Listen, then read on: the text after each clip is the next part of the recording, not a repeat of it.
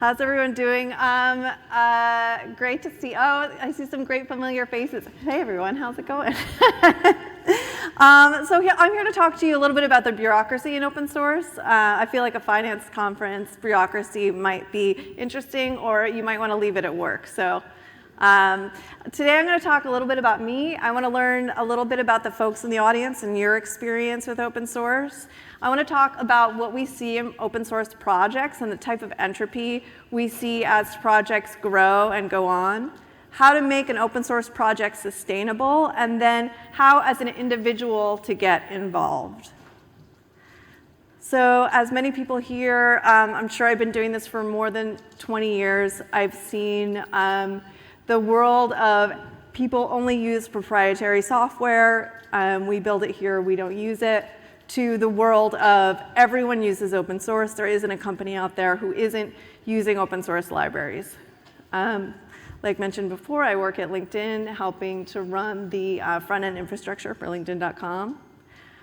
I co-founded an organization called Girl Develop It, which was kind of not my personal first entry into open source, but my first open source project that I started from the beginning. And what Girl Develop It does is it teaches adult women how to code. Girl Develop It has taught over 100,000 women how to code in in-person classes here in the US.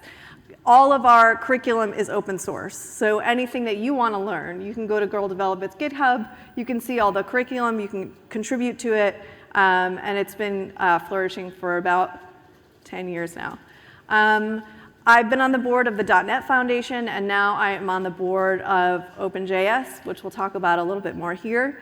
I've also contributed to open source projects, know a lot of folks that have started open source projects, so I feel like I have a unique view into the industry for a long time. So folks here, who here has, if you use open source in your day job, raise your hand. Is that going to be everyone? Okay, great. I just wanted everyone to raise their hand. That's what I was doing. Okay, great. I saw about 80% of you put your hand up. Have you contributed to an open source project? Raise your hand if you've contributed. Okay, great. That was about 15% of folks I see with their hands up. If you started an open source project, let's see hands. Oh, cool. Okay, I'm going to get 7%. None of these are based in science. It's just I'm just eyeballing it. Okay, so there's a handful of you who've started your own open source projects. That's neat. Some of this may be not new to you as you think about how to make your open source project sustainable. So one thing that we've seen since the beginning, so the world of open source is wonderful and magical, and the idea is people build things and everyone uses them. And it is great, and people learn from each other, and they can build off of what other people build, and it's completely open. And that was the promise of the beginning of open source, which is something that personally got me really excited. But what we've seen over the past 20 years as projects mature and grow is something that can be a bit of predictable entropy that we see when a project starts.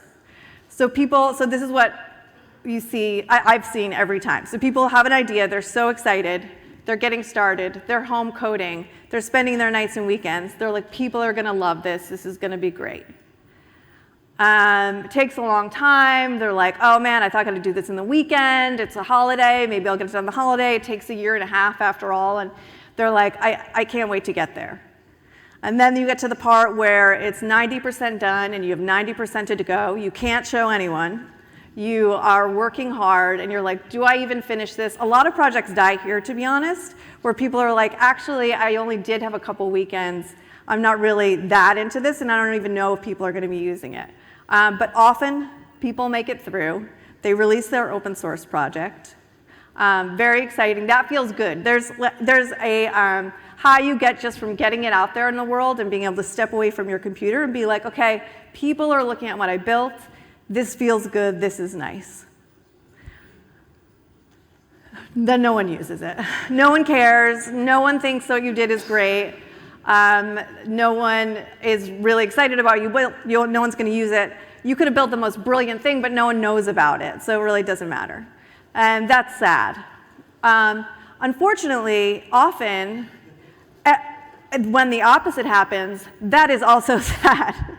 Because now you have an open source project, people love it. They're using it at their day jobs. All of a sudden you need to think about oh my gosh, I didn't even think of security for Fortune 500. I was just, this is a weekend. I have no idea what they need. People are adding issues to your GitHub repository. People are adding 20 issues and you're like, I'm one person, I did this to be nice. I wanted to build something to be nice to the community and now people are demanding things of me. I don't work for them. This is annoying. Sometimes you find collaborators, which is wonderful, people that work with you, and often this can be healthy for a while, but what ended up happening to a lot of people that build open source that I've spoken to is after they start to hate their project. They're like, I wish I never built this. This is annoying. People are mad at me. If I spend my weekend with my family, I feel guilty because there's someone in Idaho with a bug that is stopping their business from being productive. And that's really tough.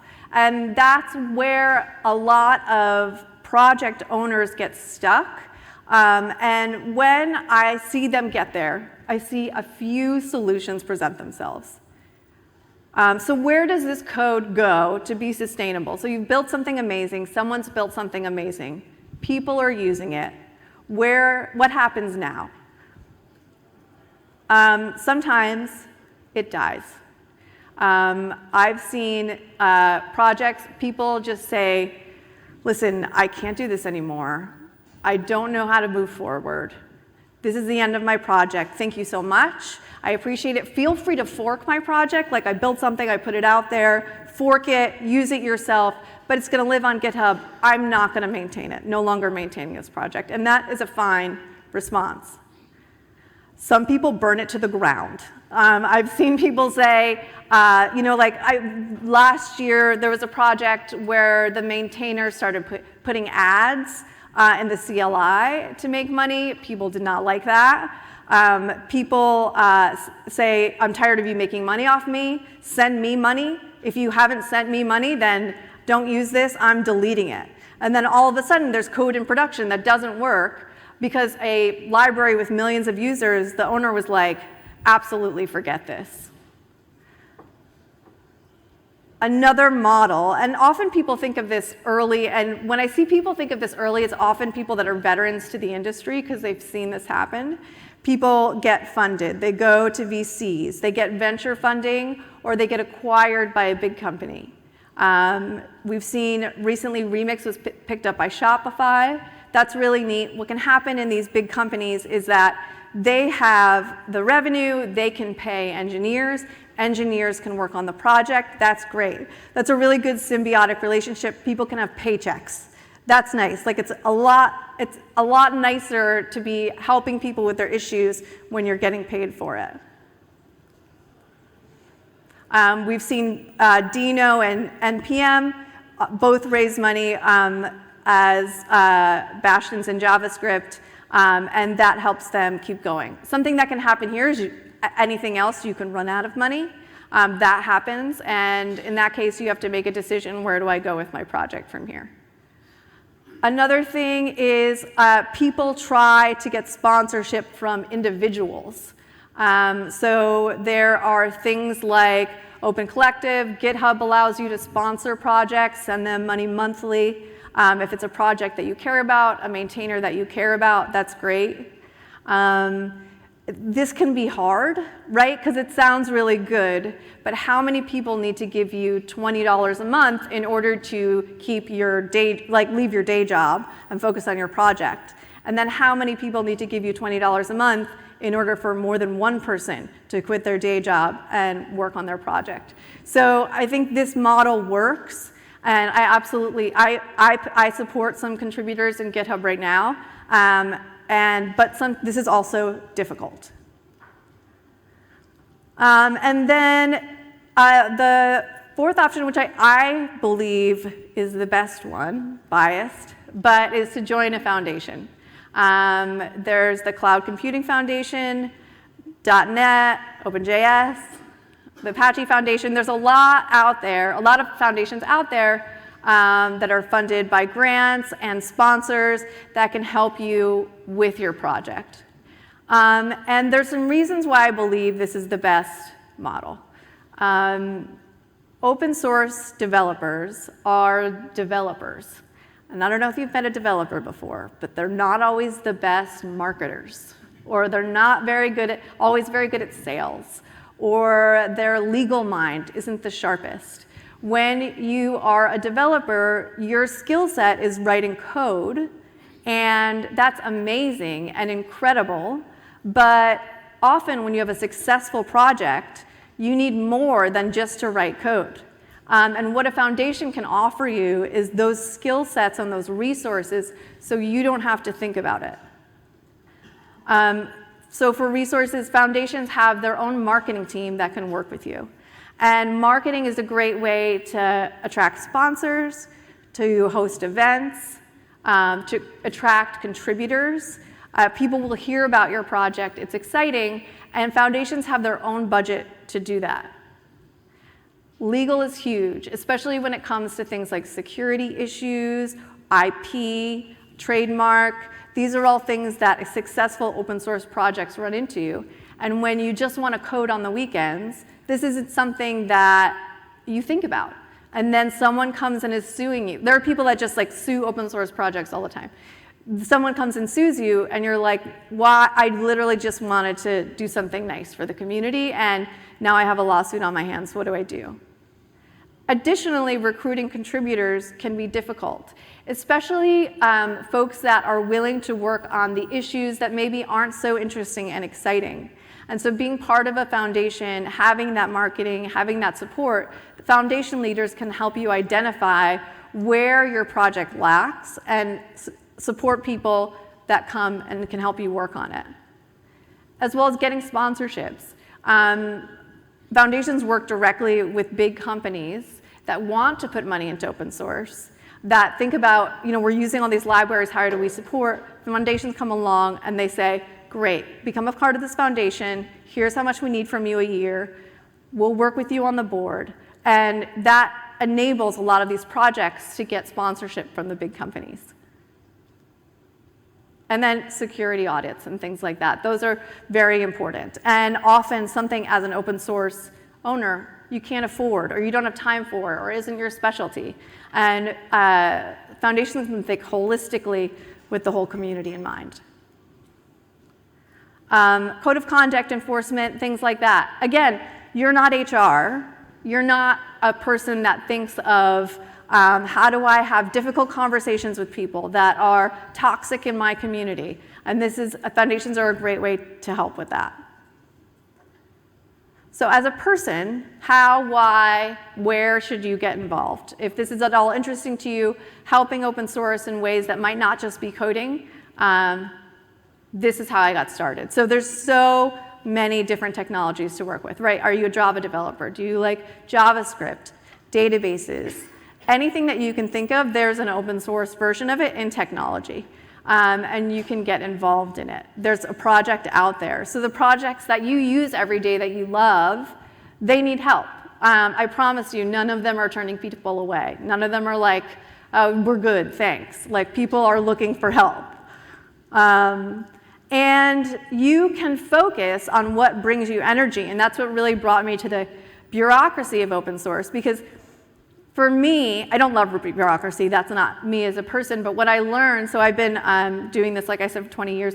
10 of that has been as an IC, 10 of it as a manager. And what I've learned as an engineering manager is that I love helping to scale people systems.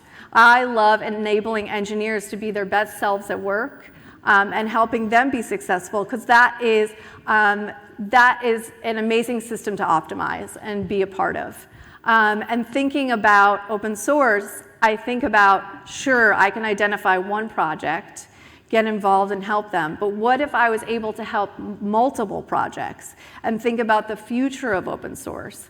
And that's how I got involved in things like the board of OpenJS and the .NET Foundation, as well as the other things that I've done.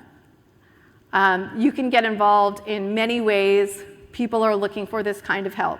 Documentation, sponsorships. If you have friends at lots of companies, they want to talk to them. That's helpful. I feel like the great part of the bureaucracy of open source is how you can affect an entire community and bring value to the things that you love every day, multiple things that you love every day. Open source communities have things like standards boards. How do we write our code? Different working groups to optimize things. Helping them identify needs is super valuable.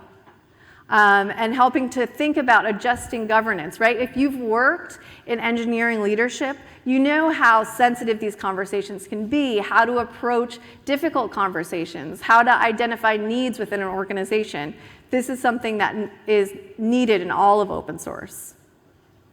So how do you get started? So I like to always think about chop wood and carry water, right? You don't show up, like I see leaders all the time that show up on day one and they say, hello, I'm ready to lead you, you're welcome. And people are like, okay, great, well, that's not what we're looking for. And so I find the best way is to get your hands dirty and get involved. And most projects, they're on GitHub. They will have instructions on how to get involved. They will tell you what different groups there are, when they meet, when to show up. And showing up is it. Showing up is free. Go to a meeting. All these groups have periodic meetings. Sometimes they have them on YouTube or Twitch. You can watch and see what you're getting into. It makes it easy. Again, you can help them with coding or documentation. There's all kinds of things these projects need. So shameless plug, if you're looking to get involved, if this is something that is exciting for you, OpenJS is always looking for partnership. On Tuesdays, we have the Cross-Project Council. We meet on Zoom. There's people from across the world. And the things that we talk about are how do we best support the projects like Node and Electron and jQuery and think about the resources they'll need in the future and help to get the word out about their needs and think about how to support a big community of JavaScript developers. There's also a standards group. We do event planning as well. OpenJS is a big conference every year. It's really easy to get involved. Basically, you just need to show up. And then most of our projects have technical steering committees that don't just go in and code, but they think about the future of the technology, where it needs to go, where's the industry going, and how do we enable our maintainers to think with the future in mind. And then, as always, developers are welcome. So thanks all, thanks for coming. I hope this was 20 minutes that got you more interested in open source and being involved in governance. I'm here for a while, and have a great conference.